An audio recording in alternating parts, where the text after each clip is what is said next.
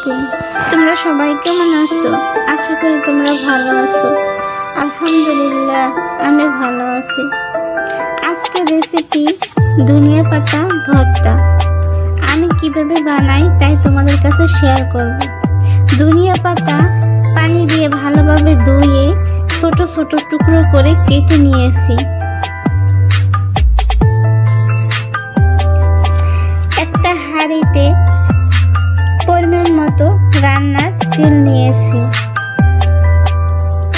তেল গরম হলে পেঁয়াজ কুচি, রসুন, কাঁচামরিচ, 2 টুকরো আদা,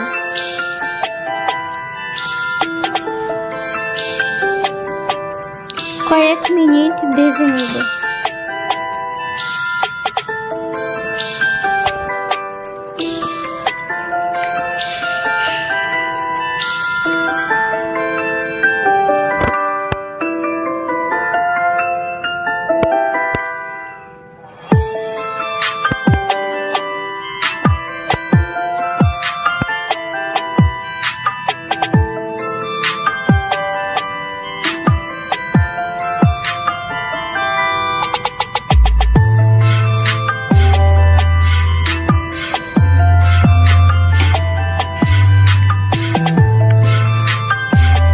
ধনিয়া পাতা দিয়ে 4-5 মিনিট ভেজে নেব। স্বাদ মতো লবণ,